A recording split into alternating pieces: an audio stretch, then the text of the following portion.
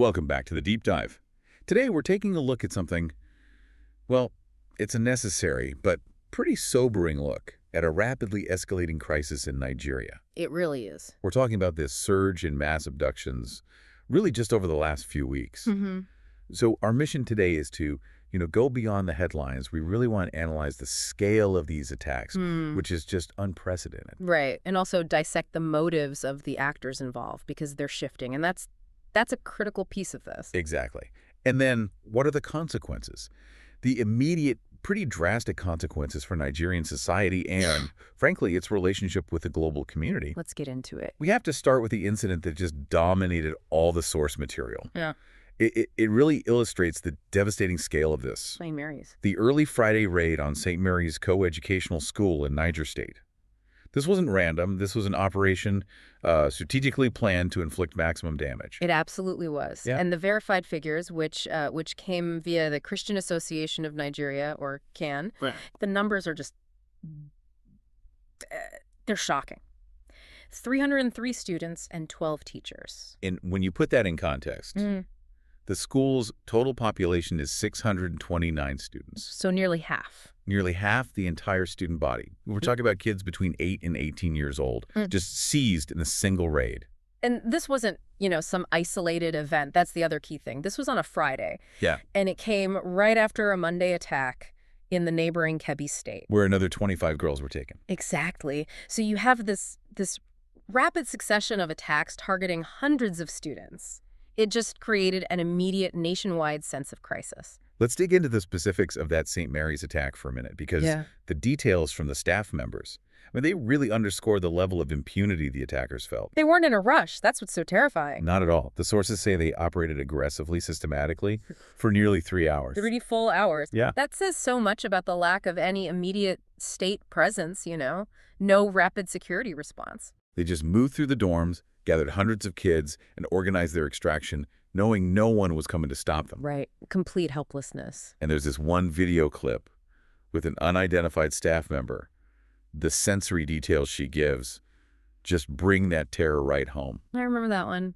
She described the sounds, right? The motorcycles and cars arriving. Yes, and then what she called a serious bang, bang on different gates of the compound. And then, of course, the sound of children crying. It's the panic in her voice that's so powerful. She talks about scrambling for her keys, trying to figure out where the crying was loudest. Only to hear a security guard groaning before the gang just drove away. It's just a feeling of total, abject helplessness. And if you look at this through a national lens, this pattern, especially targeting students, it just triggers this deep historical trauma in Nigeria. You're talking about Chibok. That's the vital context here. Nigeria is still deeply, deeply scarred by the Chibok kidnapping, more than a decade ago now? When Boko Haram took nearly 300 girls. Exactly. And the crucial part is some of those girls are still missing today. Chibok set this terrifying precedent that students are high-value targets. So every abduction since then is just. It's a painful echo of that failure. A reminder that the state has struggled to keep its kids safe. Especially in rural areas. And you can see that fear translating directly into public reaction. Yeah. The sources pointed to a 40-year-old nurse, Stella Shaibu. Right, who rushed to get her daughter from a school that had closed outside Abuja. Her reaction just crystallized this feeling that the government is failing. She basically asked, how can 300 students be taken away at the same time? And then she just said it bluntly, the government is not doing anything. Yeah, and this is where it gets really interesting, where it pivots to the international side of things. She actually went on to say that she'd be totally in support if the American government could salvage this situation. A comment like that, it's more than just desperation. It's a public call for external help. It's a sign that faith in their own security has just collapsed. And that's a perfect place to start talking about the actors themselves. We need to distinguish who is responsible and, maybe more importantly, why they're operating at this kind of scale. So who are we talking about here? In northwest and central Nigeria, who are the primary actors, is this Boko Haram again? Well, in these particular states, it's generally not. The primary culprits are. They're these heavily armed criminal gangs. People often just call them bandits. Bandits. Yeah. They operate in huge numbers in rural areas where, the state presence is minimal to non-existent. And their motivation is what? Ideology. Their core motivation is fundamentally financial. It's kidnapping for ransom. They're in it for the money, not for any particular ideological cause. But abducting over 300 people at once, Uh, that's not just low-level crime. That's a massive organized enterprise. yeah. What do the sources say about how that financial model even works? Well, the logistics are just staggering. I mean, think about it. Holding 300 hostages is a monumental operational challenge. You need significant manpower, you need coordination, safe locations. These groups have set up camps deep inside vast forest reserves that stretch across several states. And so the terrain gives them cover. Perfect cover. And what's so, I guess, fascinating about the economics of it is that the scale itself is the leverage. Right. It puts this overwhelming political pressure on the government, on the families, to negotiate and to negotiate quickly. So what are we talking about in terms of money? Analysts estimate the ransom economy in these regions is now worth tens of millions of dollars a year. And these negotiations can last for weeks, sometimes months. They're essentially turning these forest camps into, temporary, high-security prisons run by criminals. It's a well-oiled machine. Mm-hmm. But this is where the threat profile changes, isn't it? This is what has security analysts so worried. This is the nexus of concern, yeah. This connection between the purely financial bandits and the ideological jihadists. Exactly, because while the bandits want cash, the jihadists, who usually operate from the northeast, can give them things they need. Structure, high-grade weaponry, training. So what does that alliance look like on the ground, practically speaking? How does that change the game? Well, if you connect the dots, the sources suggest jihadists provide advanced combat training, access to heavier weapons, maybe even connections to external funding. And in return? In return, the local bandits offer them vital knowledge of the terrain. They offer them recruitment pathways, local intelligence. It basically elevates the conflict from simple robbery to a much more lethal, resilient insurgency. Which would make it immensely more complicated to fight. You're not just targeting money or ideology anymore. You're tackling a hybrid threat. And yet, we noted earlier that no specific group has actually claimed responsibility for these latest school attacks. Mm-hmm. Doesn't that suggest it's still primarily about the ransom?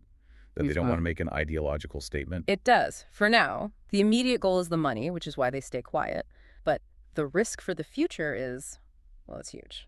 If a group of bandits who just got weapons training from jihadists manages to secure a multi-million-dollar ransom, that success strengthens both sides. Right. It funds the jihadists indirectly, and it militarizes the bandits, making them exponentially harder for the state to deal with down the road.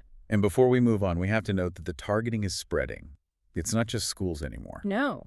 The sources confirmed that separate incident at a church in western Nigeria, where gunmen killed 2 people during a service that was being broadcast online, and then they abducted dozens of worshipers. It's confirmation that these groups are testing the limits of state control everywhere.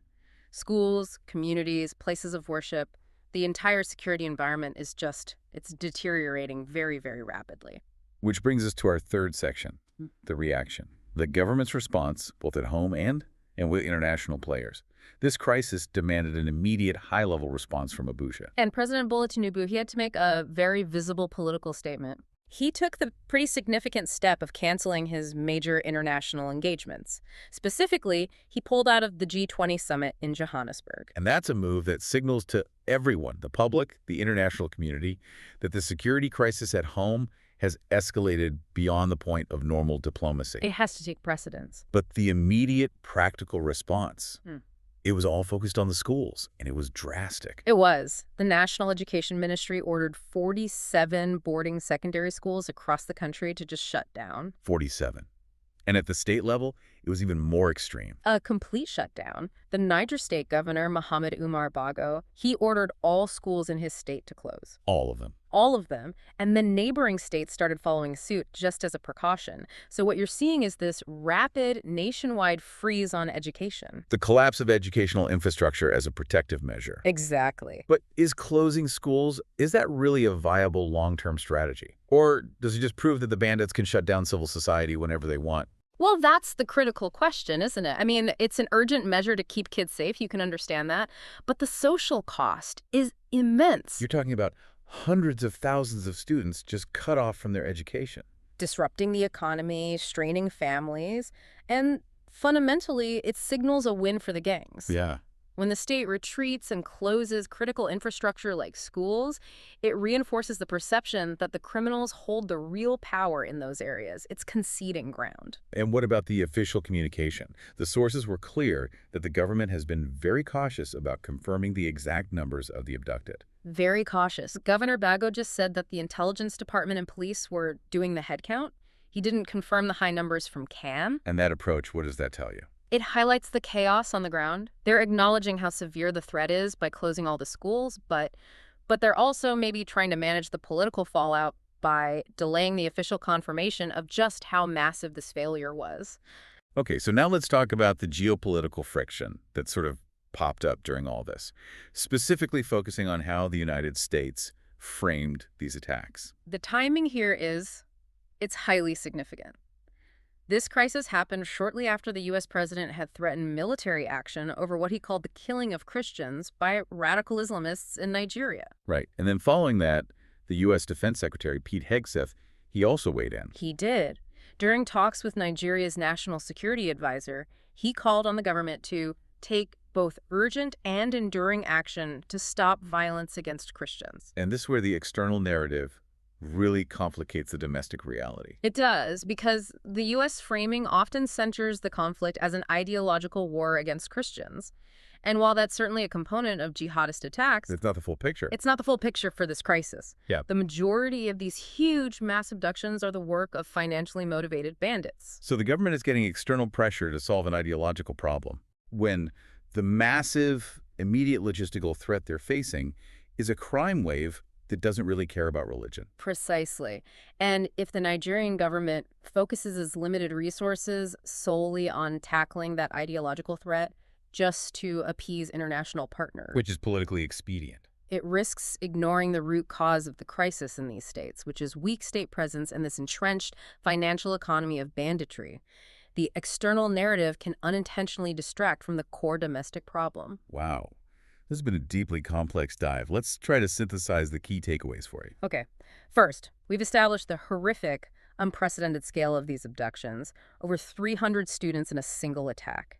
That shows you the operational efficiency of these criminal groups. We've also analyzed the dual threat. So on one hand, Nigeria is fighting this highly effective, financially motivated banditry. But at the same time, there's this rising concern that these same groups are getting more lethal through alliances with ideological jihadists, creating a far more durable security challenge. And finally, the state's response. It's had this massive societal cost. The president canceling international trips and this immediate widespread closure of schools. Which, as you said, dramatically shifts the power dynamic in favor of the criminals. It does. So with all that in mind, what does this tell us about security going forward? Here's a final thought for you to consider, building on everything we've seen in the source material. The sources show us that the government's most immediate, most sweeping action was to shut down schools, a core pillar of civil society. Right. So given that the perpetrator's main goal is financial leverage, that they thrive by exploiting state weakness, if closing down education becomes the default defensive strategy, what level of social disruption must the state tolerate before it decides that ceding the educational landscape is actually a greater long-term threat to national stability than the ransom payments themselves? That's a heavy question.